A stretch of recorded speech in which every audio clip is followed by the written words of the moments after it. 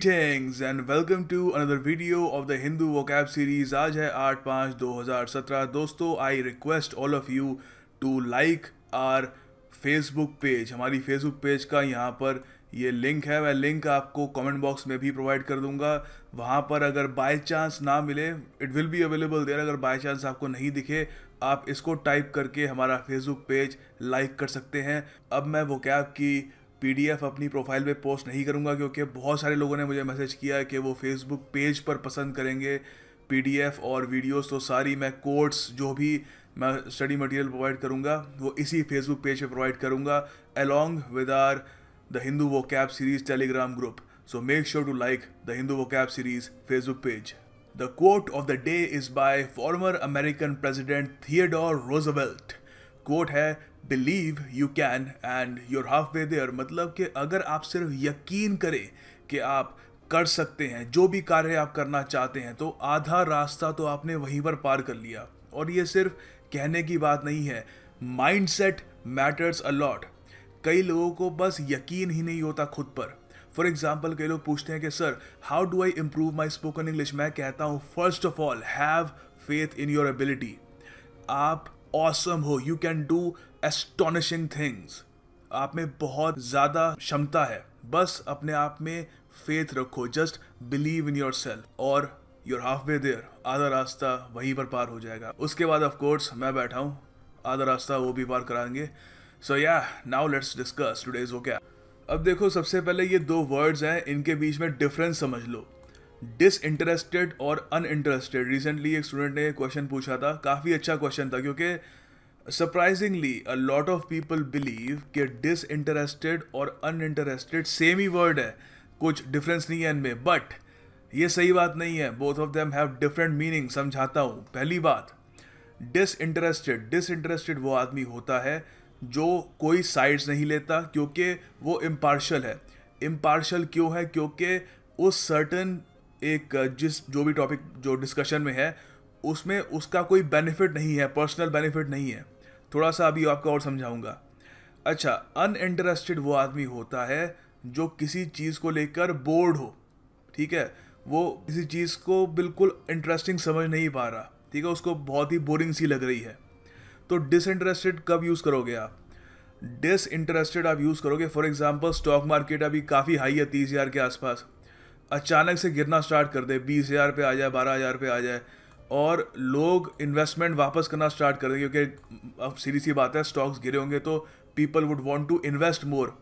But एक आदमी है, उसके पास पैसे ही नहीं है, तो वो डिसइंटरेस्टेड होगा. उसको कोई उसका पर्सनल बेनिफिट नहीं है, उसको कोई फ़र्क ही नहीं पड़ता कि करो ना करो इन्वेस्ट वगैरह, क्योंकि वो खुद ही can not take advantage of it. तो वो डिसइंटरेस्टेड रहेगा, अनइंटरेस्टेड नहीं रहेगा. अनइंटरेस्टेड हम तब बोलेंगे जब उसको स्टॉक मार्केट का जो कॉन्सेप्ट है वो बहुत बोरिंग लगता हो. क्या है ये स्टॉक्स, नंबर्स, फिगर्स, पैसे, कितना बोरिंग सा लग रहा है. सो ये फ़र्क है डिसइंटरेस्टेड और अनइंटरेस्टेड में. ऑलराइट. सो अगर मान लो आप कहना चाहते हो कोई बहुत ज़्यादा बोर्ड है, वो बहुत ज़्यादा हिंदी में कह सकते हैं पक गया है, तो आप वहाँ पर अनइंटरेस्टेड यूज़ करोगे, डिसइंटरेस्टेड यूज़ नहीं करोगे. सो ये डिफरेंस याद रखना. The first word is alleviate. अब देखो, यहाँ पर अलीविएट को द हिंदू में उन्होंने यूज़ किया था, द संडे का हिंदू था. How to alleviate your financial anxiety. Alleviate का मतलब कोई चीज़ कम करना, किसी चीज़ को लेस सिवियर करना. ठीक है, तो इसके सिनोनिम्स होते हैं किसी चीज़ को रिड्यूस करना, क्योंकि ऑफकोर्स हम कह रहे हैं कम करना, रिलीव करना, लेसन करना, वीकन करना. अच्छा, तो इसका रूट वर्ड भी याद रख लो. इसका जो रूट वर्ड है वो है LEV. ठीक है, क्योंकि आप देख सकते हो LEV यहाँ पर भी यूज़ किया जा रहा है. इससे रिलेटेड और भी वर्ड्स होते हैं. For example levitate. लेविटेट करना होता है कि ज़मीन से थोड़ा सा ऊपर आसमान में, ऑलमोस्ट आप कह सकते हो उड़ना कह लो. ठीक है, ज़मीन से थोड़ा सा ऊपर फ्लोट करना, तो ये होता है लेविटेट करना. ठीक है, फॉर एग्जांपल आप दो मैग्नेट्स को एक के ऊपर एक रख दो, तो वो क्या करेंगे, वो दूसरा जो मैग्नेट है ऊपर वाला वो लेविटेट करेगा. ऑलराइट. और दूसरा है एलिवेटेड. एलिवेटेड होता है जैसे जो ग्राउंड है उससे हल्का सा ऊपर. ठीक है, अब आप कहना चाहते हो कि किसी कुर्सी है वो थोड़ी ऊपर को है, तो आप कहोगे दैट चेयर इज़ एलिवेटेड, थोड़ा ग्राउंड से ऊपर को है. तो जो इसका रूट वर्ड है लेव, उसका मीनिंग होता है लाइट करना, बेसिकली हल्का करना। तो लेविटेट भी कौन सी चीज़ करेगी, जो हल्की होगी, ठीक है, और एलिवेटेड भी वही चीज़ होगी जो थोड़ी हल्की होगी। तो एसेंस जो है उसकी वही सेम है।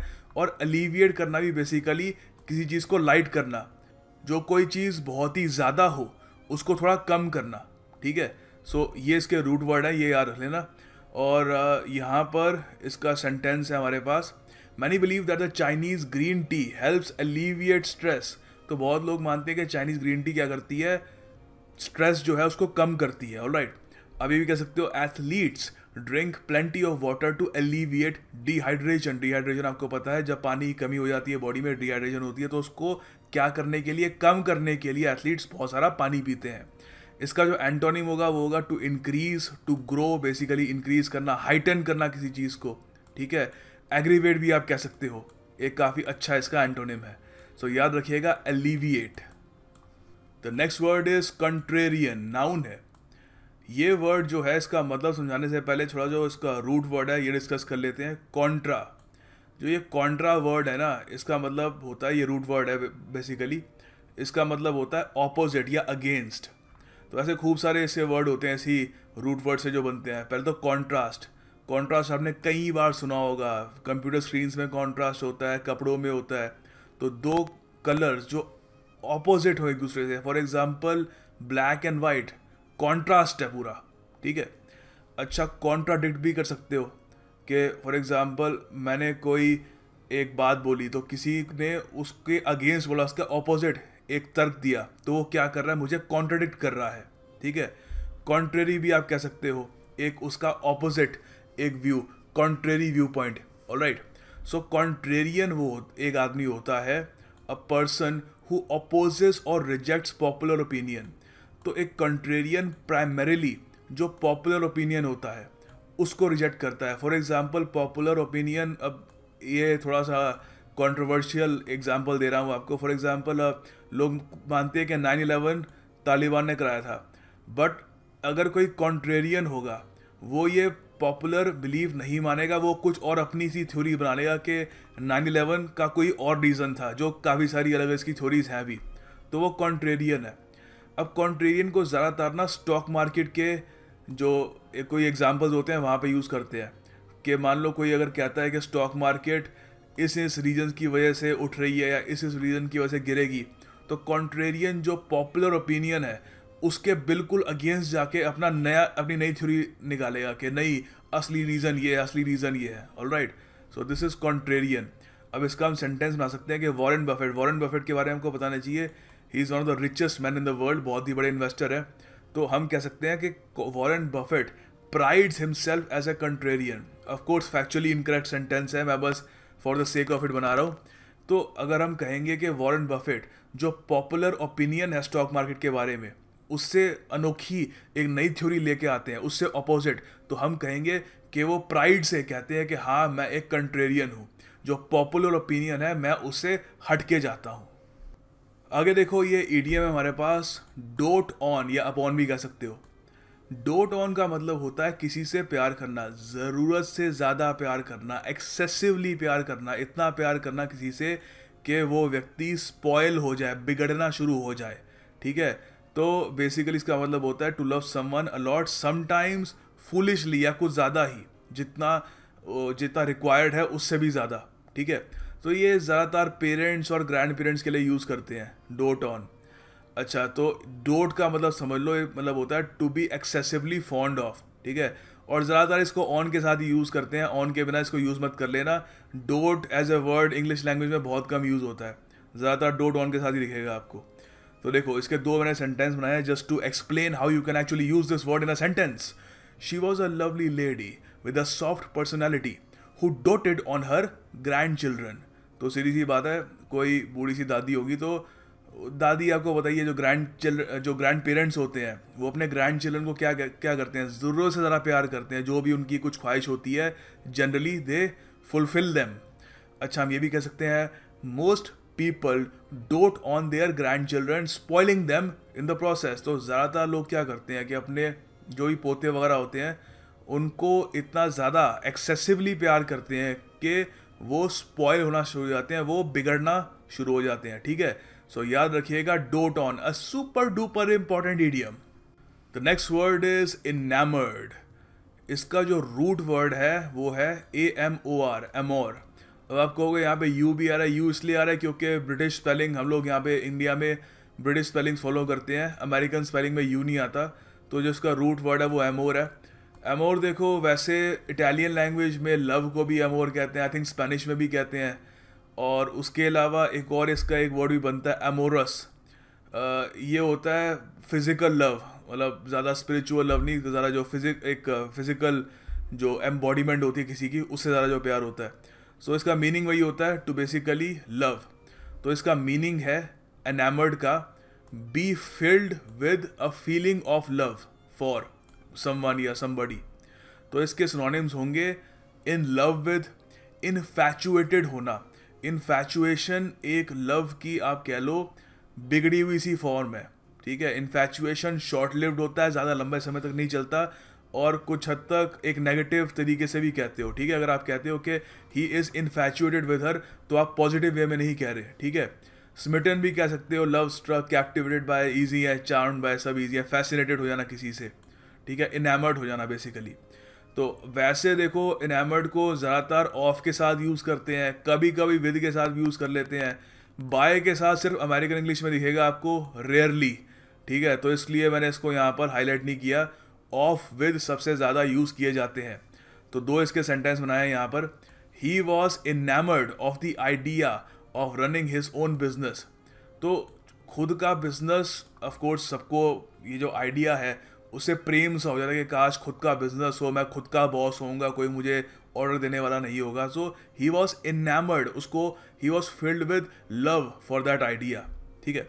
अच्छा, आप ये भी कह सकते हो he was enamoured with his new model aeroplane, या कुछ भी डाल लो यहाँ पे, विद हिज न्यू बाइक वगैरह, जो भी आप कोई मटेरियलिस्टिक चीज़ आप डालना चाहो आप डाल सकते हो। ऑलराइट, सो याद रखिएगा, enamoured, be filled with a feeling of love. बढ़ते हैं नेक्स्ट वर्ड पे। ओहो, MCQ। तो देखिए, आपको यहाँ पर इस ईडियम बेस्ड MCQ को सॉल्व करना होगा। ईडियम आपके लिए हाईलाइटेड है, ऑप्शंस आपके सामने हैं।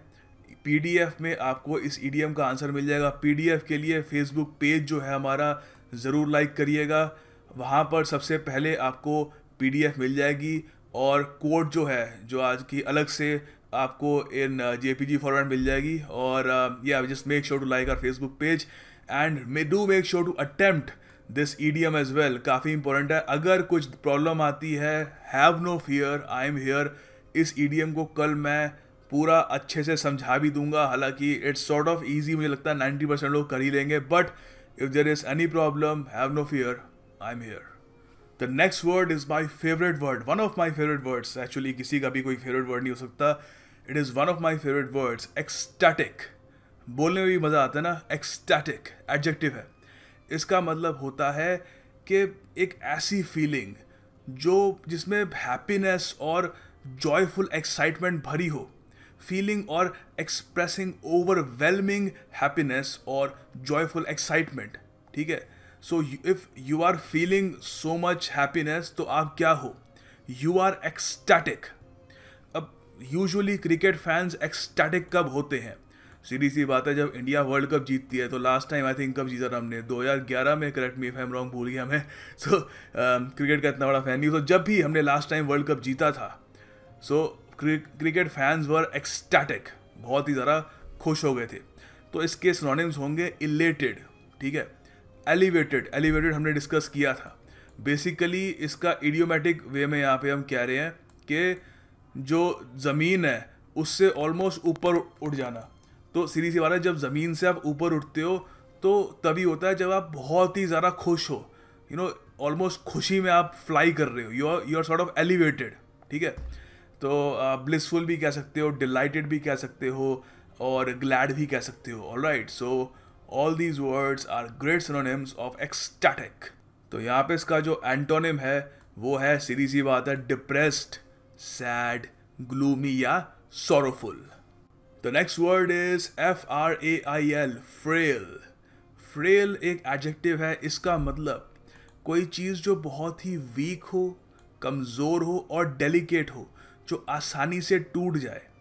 अब देखो, जो ये इसके वैसे रूट वर्ड्स दो हैं इसके, ज़्यादातर आपको FRAG दिखेगा, बट मैंने एक FRA भी बनाया है, इससे थोड़ा डिटेक्ट करना ऐसे वर्ड्स थोड़ा आसान हो जाता है।